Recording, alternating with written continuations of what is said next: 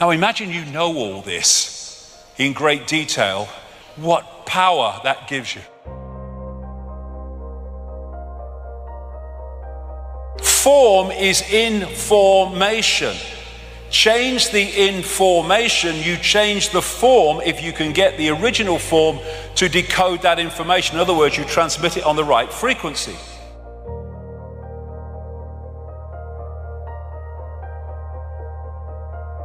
So what we're doing is decoding information into this reality. This reality is a shared reality, but it's a decoded reality.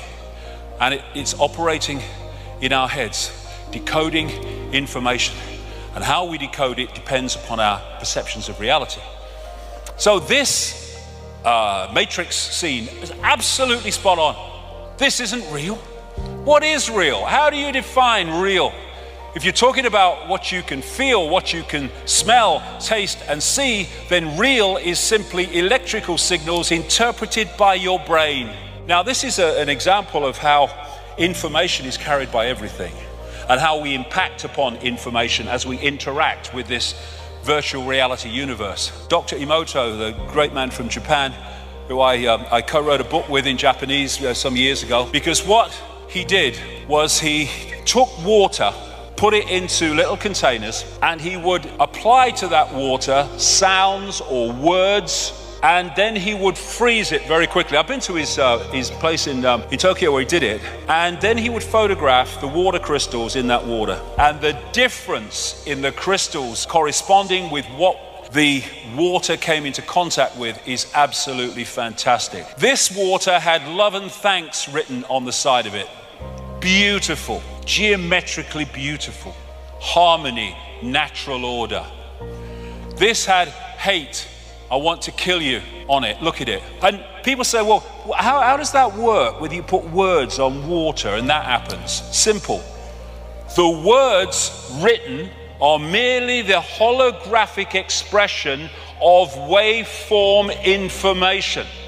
So those words are vibrating to a certain frequency. We see them holographically, but they're vibrating to a certain frequency. And that frequency impacts itself upon the water, and when you freeze it and photograph it, you see the impact.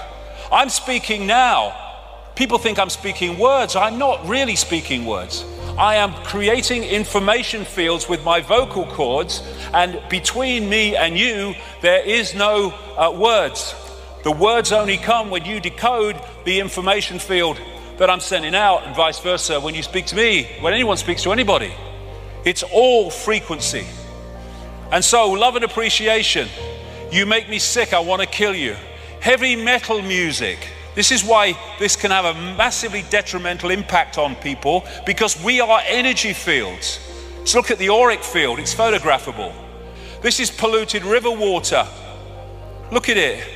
Because water in its base form is an waveform information field, like everything else. This is the impact that we're having on reality all the time while we think we are powerless. Pollution at its base waveform is just a distorted energetic information field which distorts that which it comes into contact with, which manifests in the hologram as toxic water and toxic waste. Same with the stuff in sweets and bloody soda things that children eat on a massive scale. Of course it's going to destabilize them mentally and emotionally, because it's distorted information which distorts the workings of the brain. Who creates the universe that we see? We do. And thus, if we change our perceptions, we can change what we decode into a reality, and we can change society. We're not going to do it by stockpiling weapons. We're not even going to do it by mass protests.